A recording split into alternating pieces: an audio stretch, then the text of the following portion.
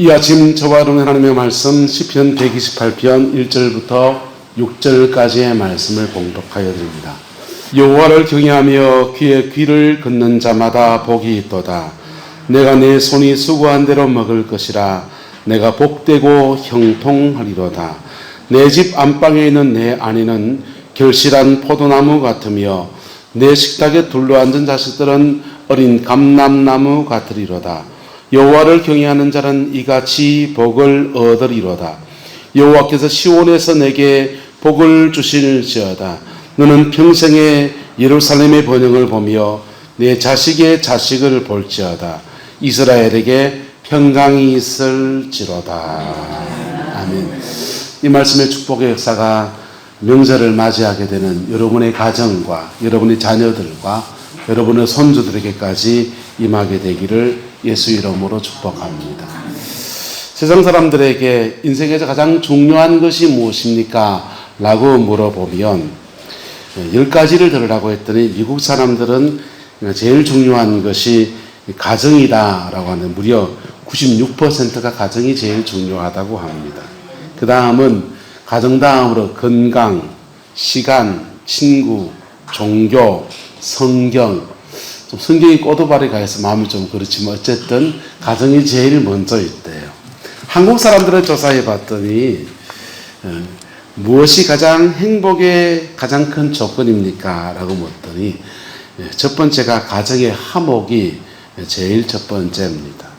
두 번째는 자아실현, 세 번째는 건강, 네 번째는 경제적 부여라고 그렇게 얘기했습니다.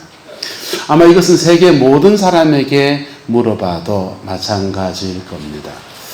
명절을 맞이하게 되는 저와 여러분의 가정 안에 이 하나님이 주는 은혜와 평강의 복이 가득하게 되기를 예수님의 이름으로 축복합니다. 오늘 성경은 하나님이 가정에 어떤 은혜와 어떤 복을 주시는지에 대한 말씀입니다. 이 말씀을 소망 삼아서 명절을 맞기까지 이번 명절은 이렇게 가지도 오지도 못하는 그런 명절이 돼서 가까이 있는 가족들끼리 친족들끼리 아마 명절을 그렇게 보내야 될 것 같은데요. 그렇게 보낼지라도 가족을 생각하는 그런 명절 주간에 이 말씀 붙들고 기도하면서 여러분의 가정을 이 말씀 위에 세워놓는 은혜가 있게 되기를 예수님의 이름으로 축복합니다. 1절은 이렇게 말합니다. 여호와를 경외하며 그의 길을 걷는 자마다 뭐가 있다 합니까? 복이 있도다 그랬어요. 할렐루야. 자, 하나님을 경외하십니까? 네, 복이 있습니다. 할렐루야. 오늘 저 나눠서 말씀을 나누겠습니다. 여호와를 경외하는 자에게 주는 복과 그의 길을 걷는 자에게 주는 복에 대해서 나눠서 말하려고 합니다. 하나님을 경외하는 자, 하나님을 경외하는 자에게 주는 축복이 있는데 그것은 주로 영적인 축복이에요. 무슨 축복이요? 영적인 복. 그의 영혼에 평강이 옵니다. 그의 영혼이 죽음을 맞이할 때 영원한 생명을 얻어서 천국에 가는 은혜를 받습니다. 그의 영혼이 마귀와 싸워 이길 수 있는 영적인 힘을 가지고 있습니다. 이게 여호와를 경외하는 자에게 주어지는 축복입니다. 두 번째, 그의 길을 걷는 자는요. 하나님을 경외한다고 하는데 하나님이 주시는 말씀이라는 진리 안에서 인생을 살아가는 모든 원리도 여기 있습니까? 없습니까? 여기 있습니다. 할렐루야. 그게 길입니다. 그의 길을 걷는 자에게 주시는 복이 있는데 그 복을 나누려고 합니다. 여러분, 교회를 다니는 사람들은 교회를 통해서 세상과 다른 은혜를 받을 수 있습니다. 그게 뭐냐면 첫 번째가 바로 여호와를 경외하는 자에게 주는 축복이에요. 무슨 복이요? 여호와를 경외하는 자에게 주는 축복입니다. 이거는 세상에는 없는 거예요. 여기 이 공동체 안에 있습니다. 코로나 사태 때 여러 가지 제재가 교회에도 들어오고 또 사회단체에도 오고 식당에도 제재가 오고 막 그렇지만은 사람들은 교회가 제재를 받는 것은 별거 아니라고 생각합니다. 왜? 여기는 경제 공동체가 아니니까. 그런데 교회라는 공동체에만 주신 하나님의 축복의 통로가 있는 거예요. 그게 뭐냐 하면 여호와를 경외하는 자에게 주는 복입니다. 여호와를 경외하는 자이기 때문에 구원의 은혜를 여기에서만 받을 수 있습니다. 어디에서만? 여기가 어디입니까? 교회. 교회에서만 죽음을 뛰어넘는 영원한 생명을 얻는 진리가 이곳에 있고, 그 진리를 믿고 받아들이고 진리에 반응하면서 속죄의 은혜를 입어서 천당 가는 은혜를 받습니다. 여호와를 경외하는 공동체 안에서 사단 마귀와 싸워 이길 수 있는 영적인 힘도 없습니다. 그런데 여호와를 경외하든지 경외하지 않든지 간에, 교회 안에 있든지 안에 교회 바깥에 있든지 간에 자기도 모를지라도 그의 길을 걷는 사람들이 들어있습니다. 그의 길을 걷는 자에게는 그 다음 복이 따라오는 거예요. 예수님께서 말씀하셨습니다. 너희는 가서 모든 족속으로 제자를 삼고 내가 너희에게 명한 모든 것을 가르쳐 마하게 하라. 지키게 하라. 가르쳐 지키게 하라 그랬어요. 이 가르쳐 지키게 하라는 것 때문에 이 교회를, 이 교자가 바로 가르칠 교자를 씁니다. 교회는 가르침을 받는 것입니다. 무슨 가르침 받을까요? 말씀 중에 어떤 거? 천당 가는 진리에 대한 가르침을 받고, 또 하나는 따라 삶을 살아가는 원리, 인생을 살아내는 원리에 대해서 우리가 교훈을 받는 것입니다. 그 교훈을 따라갈 때에 주어지는 축복이 있습니다. 호세아서는 이렇게 말합니다. 나의 백성이 지식이 없어서 망하는도다. 하나님을 아는 지식, 여호와를 경외해서 구원을 얻는 그 진리의 지식을 아는 지식이 없어서 망하기도 하고, 또 한편 인생 가운데 수많은 좌절과 아픔과 눈물이 많은 사람들은 이 성경이 삶을 살아가는 지혜에 대해서 가르친 원리들이 있어요. 그 원리를 안 따라가서 망합니다. 천당을 가면 되니까 물질은 필요 없으시죠? 쫄쫄 굶어도 괜찮으시죠? 여호와를 경외해서 난 천국 가면 되니까 몸이 건강하지 않으셔도 되지요. 여호와를 경외해서 나는 마귀를 이길 수 힘이 있기 때문에 자녀가 형통하지 않으셔도 되지요. 그러신 분들은 주무셔도 됩니다. 오늘 설교는 그 부분을 다룰 거기 때문에 그거 이렇게 소망이 없는 분들은 잘 주무시고 그래 집에 가시면 돼요.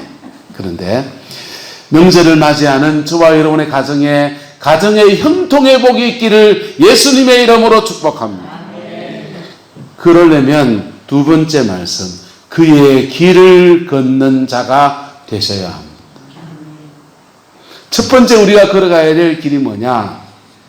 2절의 말씀입니다. 내가 내 손이 수고한 대로 뭐 할 것이라? 먹을 것이라. 물질 관계에 대해서 하나님이 인생을 축복하시는 원리들을 알고 그 원리를 따라가야 돼요.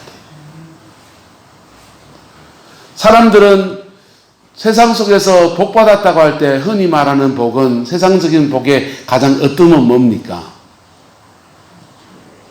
우리 솔직히 터놓고 얘기해 봅시다. 뭡니까? 돈이잖아요.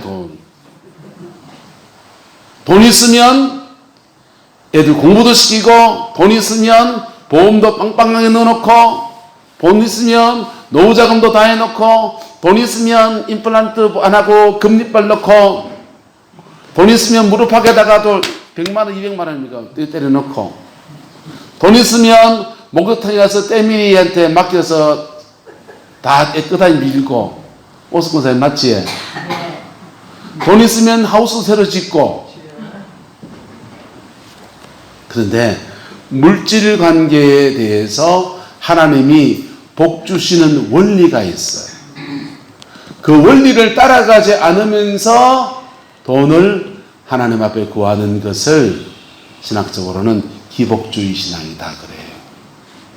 정확한 원리를 따라가면서 물질을 구하는 것은요, 하나님 앞에 축복의 길을 받는, 축복을 받는 은총의 기도인 것입니다. 할렐루야.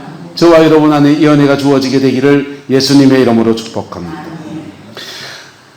네가 가정 안에 주시는 하나님의 축복이 무엇이냐? 여호와를 경외하면서 그의 길을 걸어라는 겁니다.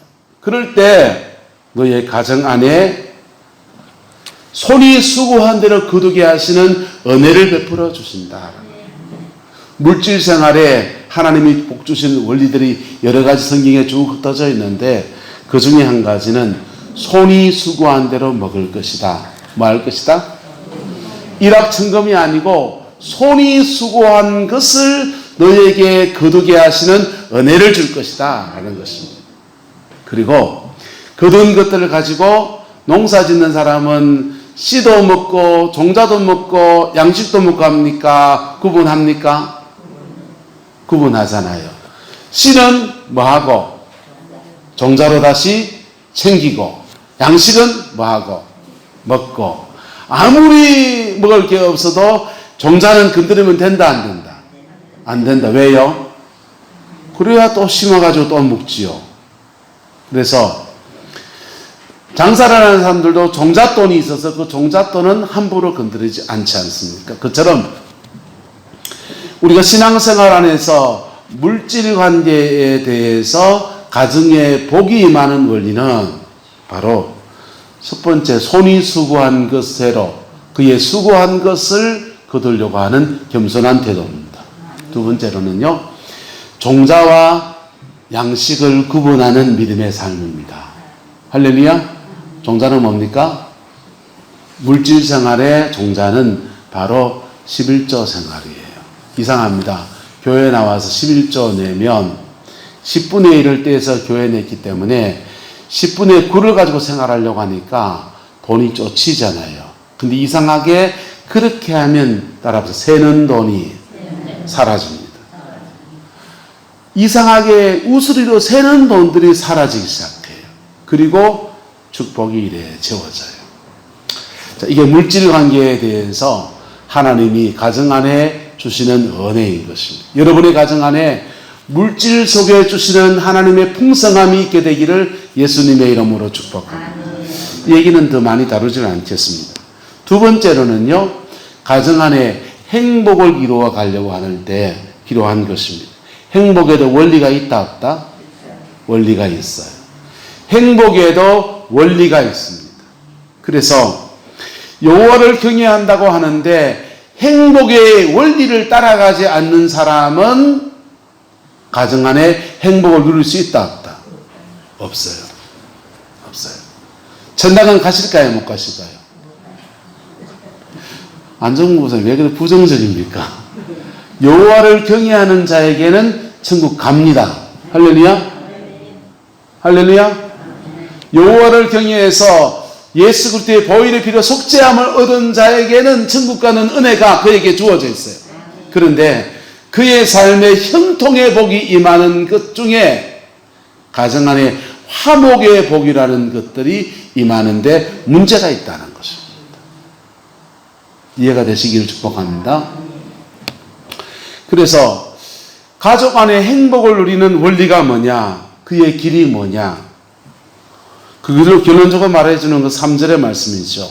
내 집 안방에 있는 내 아내는 결실한 무엇 같고 포도나무 같고 내 식탁에 둘러앉은 자식들은 어린 감람나무 같으리로다 그랬어요. 그런데 여호와를 경외하는 자 그의 길을 풀어서 에베소서 6장에서 자세히 풀어서 얘기해 줍니다. 부부는 어떻게 해야 되고 부모와 자식 관계는 어떻게 해야 되고 사용자와 노동자 옛날에는 주인과 종이겠죠. 주인과 종과의 관계는 어떻게 해야 되고 인간과 인간관계 안에서는 어떻게 해나갈 때 하나님이 주는 화목의 역사가 이루어지는지를 성경이 이야기해 줍니다. 그 원리를 따라가는 자에게 하나님은 가정의 화목의 역사를 허락해 주시고 사업장의 형통의 역사를 허락하여 주시고, 그래서 인생의 날개가 끊기지 아니하고 새 인생을 사는 하나님의 은혜가 주어지는 거예요. 근데 이 원리들을 다 무시하고서 자기 멋대로 살면서 교회 와서 예배만 열심히 들으면 복을 주시겠지. 주님이 야야 답답하다, 말씀의 원리를 따라가라고 가르치실 거라. 할렐루야. 이것은 교회 바깥에 있는 사람들, 세상에 사는 사람들도 이 삶을 살아가는 원리가 성경적 가치관을 가지고 살아가면 그 사람들도 이 복은 받는다 못 받는다? 받습니다. 이 복은 받습니다. 대체로 민족 중에서 일본 사람들은 그 섬나라 근성이어서 문제가 있긴 하지만은 사람과 사람 사이의 이 인격관계의 원리들을 대부분 따라갑니다. 자기 섬 바깥에 있는 우리나라 사람이나 또 동남아 사람들을 대상으로 해서는 이걸 막 폄하하고 그러지만 자기들끼리는 이걸 잘 지키며 살아가요. 그래서 그 사람들은 세상 속에서 받는 복은 받아 누리고 사는 거예요. 그런데 여호와를 경외하는 은혜를 입었다 못 입었다? 있겠지만 주로 여호와를 경외하는 자에게 주는 은총을 입지 못하기 때문에 천당은 못 가는 거예요. 할렐루야. 저와 여러분 천국도 가고 뭐도 받고 복도 받고 뭐도 받고 천국도 가고 뭐도 받고 복도 받고, 네, 그 은혜가 있게 되기를 예수 이름으로 축복합니다. 그래서 내 집 안방에는 내 아내는 결실한 포도나무 같다고 했는데 남편으로서 아내와 살아가면서 원리들을 베드로사는 이렇게 말했습니다. 남편들아 너희가 지식을 따라 너희 아내와 동거하며 그랬어요. 아내와 살아가는데 아내 사용 설명서를 알아야 됩니다. 그래서 그 아내가 뭘 싫어하는지 뭘 좋아하는지 그 아내의 성격이 어떤지 사람마다 똑같다 다릅니까? 좀 다르잖아요. 다른 것들을 알아서 그것을 인격적 관계 안에서 풀어내며 살아가는 사람에게 가정의 행복이 주어집니다. 거꾸로 남편들도 아내들도 마찬가지입니까? 마찬가지 아닙니까?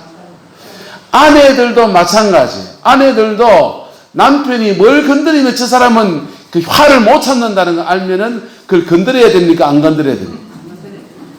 왜 건드릴게 그건 자꾸 그건 농담이에요? 근데 이상한 게 그것을 갈등이 생기면 싸워 이기고 싶어서 그걸 건드리잖아요. 그래서 싸움이 꽝 커지지 않습니까? 서로가 서로에게 함께 살아가는 원리들을 알아야 된다, 몰라야 된다? 알아야 된다. 이게 부부간에 지켜야 될 윤리입니다. 그래서 성경은 에베소서는 이렇게 말합니다. 남편들아 아내 사랑하기를 예수님께서 교회를 사랑해서 자신을 주는 것 같이 사랑하고, 아내들아 너희가 또한 남편에게 죽게 대하듯이 그렇게 하라는 것이죠. 부모와 자식 관계에 대해서는 원리가 뭡니까? 부모들에게 대해서 에베소서는 말합니다. 너희 자녀를 뭐하게 하지 말고 노엽게 하지 말고 오직 주의 교양과 훈계로 양육하라, 그렇게 말씀을 했어요. 자녀들에게는요 너희 부모를 공경하라. 이것이 무엇이 있는 계명이다? 약속이 있는 첫 번째 계명이다, 그렇게 말했습니다. 보세요. 부모와 자식, 남편과 아내 사이에는 사랑 안에서 연합하라고 그러고요, 부모와 자식 사이에는 양육과 돌봄의 관계를 가지고 가는데 거기에 노엽게 하지 말라, 이렇게 말씀이 기록되어 있습니다. 그리고 자녀에게는요 내 부모를 공경하라. 이것은 하나님의 약속이 있는 첫 번째 계명이다, 그렇게 말했어요. 여러분, 인간관계를 가지는 데 있어서 대등한 관계를 가지면서 사랑 안에서 연합해야 될 사람이 있고, 인간관계를 가지는데 내게 주시는 하나님의 축복의 통로가 되는 관계가 있어요. 여러분에게 축복의 통로가 되는 관계가 있는데 두 가지 관계입니다. 부족하지만 이 땅에 하나님이 당신의 종으로 세우는 목회자와의 관계가 축복의 통로의 관계입니다. 이건 좀 영적인 축복과 관계 있어요. 그런데 여러분의 가정 안에서 부모와 자식 관계는 바로 이것은 축복의 통로예요. 부모가 그냥 축복권을 가지고 있겠지? 아니요. 그냥 가지고 있습니다. 부모로부터 흘러내려오는 영적인 복이 있어요. 돌아가셨어도 그 관계가 회복되어야지 마음에서부터 그분을 때로는 용서도 하고 받아들이게 될 때 하나님이 그 가정 안에 주는 축복의 통로, 그 물꼬를 터주시는 은혜가 있습니다. 할렐루야. 그 복이 일려지게 되기를 예수 이름으로 축복합니다. 그런데 연세가 이만큼 드시면 여러분들이 누구에게 축복의 통로입니까? 따라합시다. 나는 내 자녀들한테 축복의 통로다. 여러분들이 여러분의 자녀들에게 축복의 통로예요. 이 통로가 잘 흘러가야 됩니까? 막혀 있어야 됩니까? 잘 흘러가야 되잖아요. 아니, 나는 뭐 받는 거 없는데. 아니요. 그러나 마나 간에 하나님은 부모를 축복의 통로로 삼아놨습니다.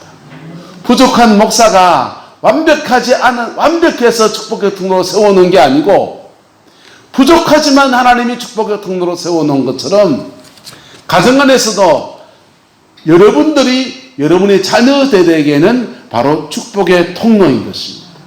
할렐루야. 그래서 이 인격적 관계를 가정 안에서 가져야 되는데, 사랑 안에서 연합해야 될 관계가 있고 가정 안에 축복의 통로가 되는 관계가 있습니다. 이것을 인격 관계로 회복하셔야 돼요. 뭘로 회복해야 된다고요? 인격적 관계로 회복해야 합니다. 그럴 때 하나님이 주는 가정에 주시는 은혜와 복이 풀어져서 손이 수고한 대로 거두게 하시는 은총도 주어지고 가족 안에 주는 행복의 역사도 이루어지게 됩니다. 그 복이 있게 되기를 예수님의 이름으로 축복합니다. 저도 이제 자녀를 낳아가면서 부모를 참 많이 이해하게 되죠. 아버지, 어머니가 참 많이 이해가 되고, 그런데 두 아이를 기르면서 저도 두 아이에 대해서 뭡니까? 축복의 통로잖아요. 부모니까. 축복의 통로인데, 큰아이와 둘째 아이를 어렸을 때는 집사람이 되게 차별을 했습니다. 왜 차별을 했냐면, 큰아이가 2.44kg로 태어났어요. 그리고 어렸을 때는 큰아이는 되게 경기를 많이 했습니다. 경대병원에 가서 뇌파 검사를 해보니까 이상이 없다고 나오는데, 애는 무슨 자기 성에만 안 차는 일이 생기면 그냥 입술이 파래지면서 넘어가 버리는 거예요. 마치 간질하듯이 넘어가서 한 30분, 40분씩 정신을 잃어버린 아이를 대하면서 집사람의 마음이 미어지는 겁니다. 그래서 집사람의 모든 에너지를 큰아이한테 다 쏟아붓습니다. 둘째 아이가 태어났습니다. 나눠야 됩니까? 큰애한테 다 줘야 됩니까? 그 나눠야 되는데 저 여자분이 안 나누시는 거예요. 저는 둘째로 자라났기 때문에 둘째의 서름을 알아요. 그래서 집사람 보고 그러지 마라. 작은 애한테 그러지 마라. 큰애만 그러지 마라. 그렇게 제가 나무를 했습니다. 그리고 제가 의도적으로 작은 애를 더 챙기려고 애를 썼어요. 왜? 엄마가 잘 안 챙기면 아빠로도 챙겨야 되니까. 그런데 시간이 흐르면서 큰아이가 자라갑니다. 자라가면서 중학교 때 은혜를 받고 고등학교 되면서 이 녀석이 목회자가 되겠다고 서원을 했습니다. 신학을 하겠다는 것입니다. 그때부터 제 마음에 큰아이가 마음에 담기기 시작합니다. 왜?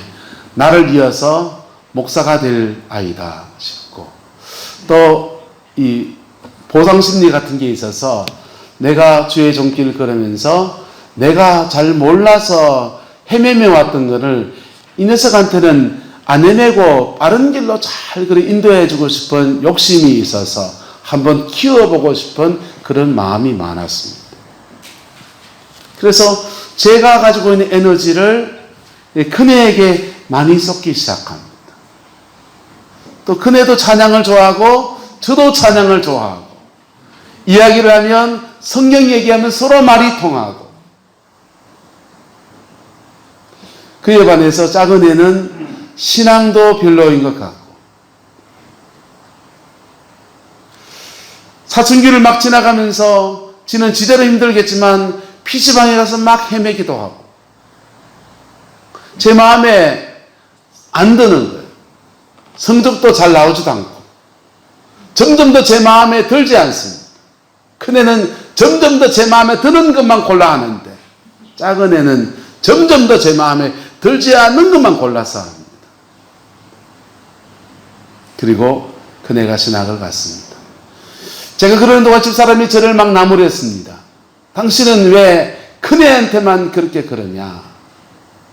제가 큰애를 챙기니까 집사람은 의도적으로 작은 애를 챙기려고 애를 쓰고 그 시간을 큰애가 고등학교 세월 보내고 신학을 갈 3년 동안 그렇게 시간을 보냈습니다. 그리고 큰애가 서울 가고 난 뒤에야 작은 애가 제 눈에 들어옵니다.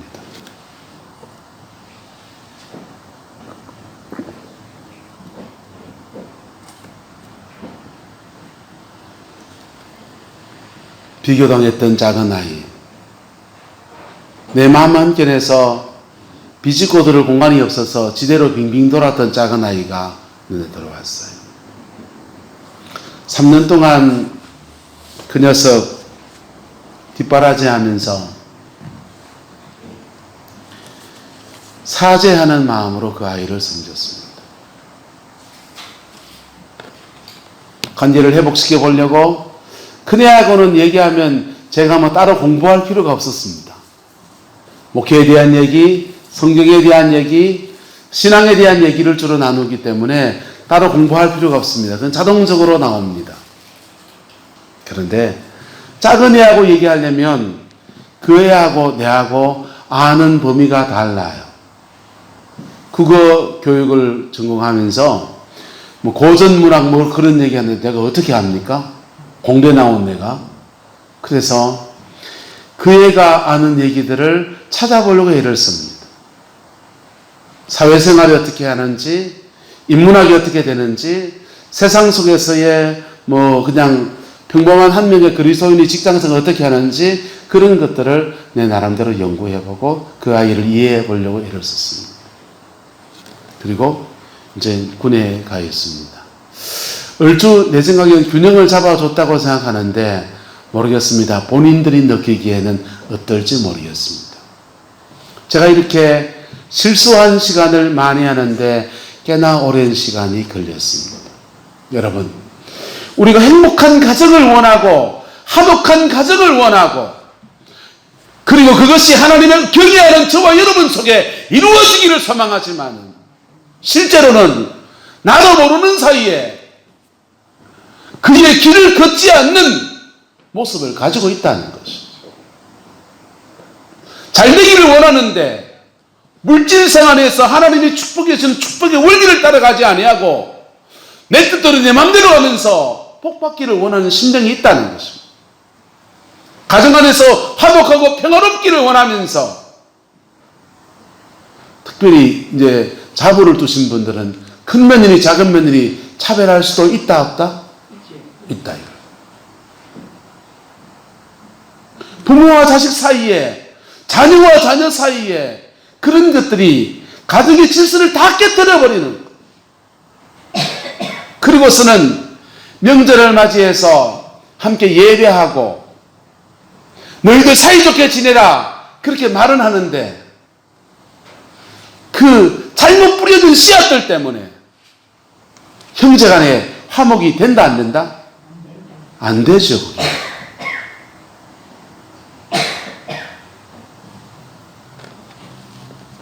여러분, 여러분의 가정 안에서 그 우리의 길을 걷는 은혜가 있게 되기를 주님의 이름으로 축원합니다. 마음으로는 마음이 들어가는 자녀가 있을 수 있어요. 사람의 마음은 서로 당기는 역사가 있기 때문에 서로 땡기는 사람이 있다고요. 끌리는 사람이 있다고요. 하지만 그것을 마음에서 의지를 가지고 움직여야 되는 거예요. 의지를 가지고 자녀와 자녀 사이에, 부모와 자녀 사이에 하나님의 말씀이 원하는 그 원리를 찾아내고 그 원리를 따라가야 하는 것입니다. 정답이 있을까요? 없을까요? 정답 없어요. 왜냐하면 케이스 바이 케이스 다 달라요. 가정마다 경우의 수가 다 달라요. 성격이 다르고 기질이 다르기 때문에 비슷할 수는 있지만은 꼭 이 집에 맞는 것이 저 집에 맞다는 말을 못해요. 결론은 뭐냐? 인격적 관계를 회복해야 된다는 것입니다. 무슨 관계요? 인격적 관계를 회복해야 된다는 것입니다. 부모와 자식 사이에, 자녀와 자녀 사이에 그 인격적 관계를 회복해 나갈 때 그 가정에 주시는 행복과 화목의 역사가 이루어지게 되는 것입니다. 우리도 유교의 도덕윤리에는 가정 안에서 오륜이라고 하는 윤리체계를 말했습니다. 부자요친, 부부유별, 장유유서 이런 것들로 가정 안에서 사람과 사람 사이에 인격관계를 어떻게 해야 되는지, 부모와 부부 사이에는 어떻게 관계를 가져야 되는지 라고 말을 했습니다. 그 상관오륜에서 말하는 그런 인간관계 윤리나 성경이 말하는 윤리는 그렇게 다르지 않습니다. 그래서 하나님을 경외하는 자에게 주는 구원에는 못 받았을지 모르지만 유교의 법도를 따라서 가풍을 따라서 가정 안에 그 질서가 세워진 가정에는 화목의 역사가 이루어지는 거예요. 여러분의 가정 안에서 이 은혜가 주어지게 되기를 예수님의 이름으로 축복합니다. 부족하지만 하나님은 우리에게 이 원리를 말씀하시고서 그 원리를 지켜갈 수 있는 그 은혜를 우리에게 주시는데 그게 바로 성경이 이렇게 말합니다. 여호와께서 시온에서 내게 복을 주실지어다. 어디에서요? 시온에서 왜 복이 옵니까? 그렇게 못 지키는 우리 연약함을 성령이 교훈하여 주시기도 하고 그 성령의 도우심 속에 이걸 행하여 갈 수 있는 은혜를 부어주시기도 하고 때로는 기어오르는 자녀들 때문에 속상했던 것들을 하나님 앞에 풀어서 회복의 역사로 가는 은총도 주시기도 하고 그래서 시온에서 이 복의 말씀을 지켜갈 수 있는 그 힘이 주어지고 은혜가 주어지고 가족 안에서 이것을 장난치는 어둠의 권세를 파쇄할 수 있는 능력과 권세가 임했기 때문에 하나님이 시온에서 복을 주시는 것입니다. 여러분, 그런데 우리 예배하면서 하나님을 경외한다고 하면서 이 원리들을 완전히 뭉개물고 살아간 사람들에게는 죄송합니다. 이 복은 없어요. 이 복은 없어요. 세상 천지를 살아가면서 여러분 다 갖춰진 가정에 여러분이 시집을 왔습니까? 시집 와서 가정을 만들어 가야 됩니까? 어찌 그리 잘합니까? 사람들은 고르고 골라서 다 만들어진 가정에 가서 거기서 밥숟가락 하면 딱 얹으면 되고 싶지만은 그렇지가 않아요. 그 가정에 시집 가서 또 그 아내의 집에 장가 가가지고 그 아내와 남편 사이에 이걸 만들어 가야 되는 거예요. 만들어가는 믿음의 여정을 걸어서 이것을 이루어낸 가정은 하나님이 주는 놀라운 은총과 사랑의 역사가 쏟아집니다. 시편 133편은 수요일날 나눌 겁니다마는 거기에는 형제가 연합하여 동거함이 어찌 그리 선하고 아름다운고 머리에는 보배로운 기름이 아론의 수염을 젖으며 옷깃을 적신 같고 헐몬의 이슬이 시온의 산들에 내린 같도다. 여호와께서 거기 복을 명하셨나니 곧 영생이로다 이렇게 했습니다. 여러분, 가정 안에서 하나님을 경외하는 가운데 그의 길을 걸어갈 때, 처음 걸어갈 때 그 힘든 길이에요. 없던 것을 길을 내서 만들어 간다는 거 하는 게 쉬운 거 아닌 겁니다. 그런데 그 길을 한 번 가고 두 번 가고 세 번 가다 보면 이게 점점 더 길이 나기 시작합니다. 길이 나기 시작하고 그 길 나기 시작하면요, 그 길에 대한 축복이 그에게 오기 시작하는 거예요. 그거 내고 나면요, 그 다음은 그의 가정에, 그 화목을 이룬 가정에 주시는 하나님의 은혜는 아론의 옷깃에, 대제사장의 옷깃에 성령의 기름 부음이 와서 그 기름이 수염을 타고 내려서 이 옷깃을 흥건히 적시듯이 신령한 복이 오고, 뭐가 오고요? 신령한 복이 오고, 헐몬의 이슬이 시온의 산들에 내려져서 그 이슬이 시온의 산들의 모든 초지들을 푸르게 하고 양떼를 먹일 수 있는 초지가 되게 하는 것처럼 이 땅에 기름진 복으로 나타나게 되는, 여러분의 가정 안에 이 은혜가 부어지게 되기를 예수님의 이름으로 축복합니다. 근데 이것을 복음을 가진 사람들이 만들어 가야 한다는 것입니다. 개척자의 심정으로 때로는 만들어 가야 한다는 것입니다. 밭에 있는 돌을 주워내고 밭장만을 하듯이 그렇게 여러분의 가정이라는 밭을 만들어 가야 한다는 것입니다. 그걸 만들어 간 사람은요, 그거 만드는데 고생 더 합니다. 만드는데 더 애를 더 먹습니다. 근데 다 만들어지고 나면 그곳에서 그가 안식합니다. 그곳에서 그가 안식합니다. 우리는 세상을 살아갑니다. 그래서 돈 문제에 관해서는 이 세상 속에서 살아가면서 벌어와야 돼요. 돈이 집에서 벌립니까? 시장 바닥에서 벌립니까? 집에서 벌리는 게 아니잖아요. 그래서 돈 문제에 관해서는 이 원리를 내가 어길 수가 없어요. 안 그러면 너의 돈 내 주머니에 갖다 놓는 게 쉬운 겁니까? 어려운 겁니까? 너의 주머니에 있는 돈을 내 주머니에 가져오는, 도둑질 안 한다며야 가져오는 게 쉬운 게 아닌 겁니다.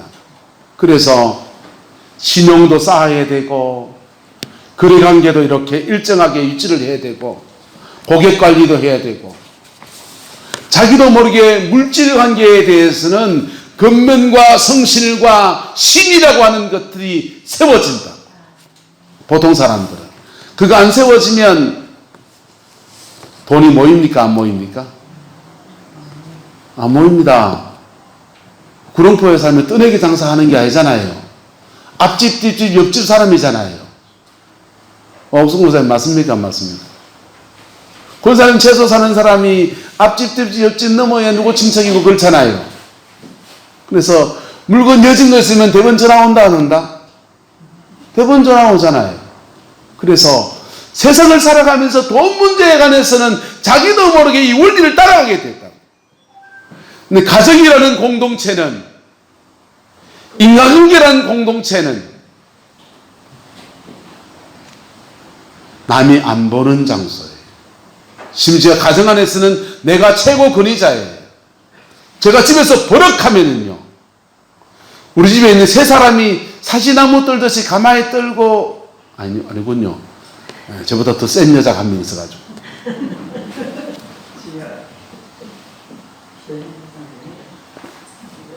가정이라는 공동체 안에서는 누가 힘센 사람이 버럭하면은 딴 사람들이 그것에서 크레임을 걸고 문제를 제기하면서 그 인격하게 비틀어진 것을 맞출 때까지 거래도 안 하고 그렇게 합니까? 밥도 안 주고?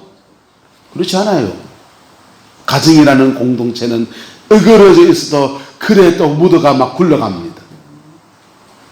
그래서 자기도 모르게 망가진 공동체 안에서, 망가진 인격관계 안에서 오랜 시간을 보내올 수 있습니다. 사단이 가정이라는 공동체를 공격하는 원리인 것입니다. 저와 여러분은 복음을 가지고 있는 사람입니다. 이 복음을 가지고서 이 복음과 함께 성경이 말하는 성경적 권리를 가지고 내 가정을 복음의 그 위에 세워놔야 될 사명이 저와 여러분에게 있는 것입니다. 모든 그리스도인은 인생의 세 가지 방향에서 열매를 맺으려 애써야 합니다. 첫 번째는 따라합시다. 내가 열매입니다. 여러분 자신이 알곡이 되어서 하나님의 천국 창고에 들어가는 알곡이어야 합니다. 가라지나 쭉정이는 되지 않습니다. 두 번째는 모든 그리스도인은 그에게 결혼 생활이라는 것을 통해서 가정이라는 공동체가 있습니다. 그의 가정 안에서 때로는 소금되고 때로는 빛이 되고 때로는 낮아지고 때로는 섬기고 때로는 중보기도 하면서 그의 가정을 하나님의 은총의 터에 세워놓아야 될 사명이 그에게 있습니다. 세 번째로는 그에게 주는 사역의에서 열매를 맺어야 합니다. 저는 목사로 부름을 받았습니다. 목회지에서 제 열매를 맺어야 되지요. 여러분의 직업의 자리에서 여러분이 부르신 그 자리에서 그 나름의 열매들을 하나님 앞에 맺어가야 합니다. 할렐루야. 그 은혜를 이루어가는 은혜가 있게 되기를 예수님의 이름으로 축복합니다. 이것은 신앙만 가지고 되지 않습니다. 이런 열매는 신앙 더하기 뭐가 더해져야 된다? 신앙과 원리, 신앙과 삶의 원리라고 하는 것들을 겸하여 나갈 때 가정 안에 회복의 역사가 이루어져요. 자녀들 속에 새로운 길을 걸어가는 은혜의 역사가 펼쳐지게 되는 것. 여러분의 가정의 이야기가 되기를 예수님의 이름으로 축복합니다. 예수 믿기 전에 어떻게 살아왔든지 또 전에는 모를 때는 어떻게 신앙생활을 했든지 관계없지만은 하나님의 말씀에 의해서 자신을 점검해서 오늘 말씀을 나누었으니까 이 말씀 가지고 여러분이 평소에 어느 생활을 어떻게 해왔든지 자녀들과 인격적 관계를 어떻게 가져왔든지 점검하셔야 돼요. 점검하시고 고쳐야 한다면 고쳐야 되는 겁니다. 잘하고 있으면 박수 쳐드릴게요. 계속 그 길을 가십시오. 그리고 그 속에서 자녀들과 여러분 사이에 축복의 통로가 막히지 않게 되기를 주님의 이름으로 축원합니다. 여러분과 여러분의 부모님과 인격적 관계가 돌아갔을지라도 인격적 관계가 막히지 않아서 축복의 통로가 막히지 않기를 축원합니다. 저와 여러분 사이에 복음 안에서 인격적 관계가 막히지 않아서 축복의 관계가 막히지 않게 되기를 예수님의 이름으로 축원합니다. 이 인간관계라고 하는 것이 바로 하나님이 우리에게 허락하신 축복의 통로인 것입니다. 저와 여러분 안에 이 은혜가 풀어지게 되기를 그리스도의 이름으로 축원합니다. 기도하겠습니다. 좋으신 아버지 하나님, 예수만 섬기는 우리 가정이 되기를 소망하고 예수 안에서 형통의 복이, 화목의 복이 임하는 저희들의 가정이기를 소망하며 이 말씀을 나누었습니다.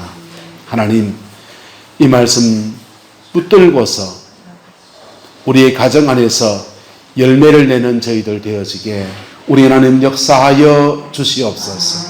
여호와께서 함께해 주시기를 원합니다. 성령 안에서 우리를 지켜주시고 깨우쳐 주시고 인도하여 주셔서 복음의 승리의 역사가 우리 가정 안에 이루어지게 역사해 주옵소서.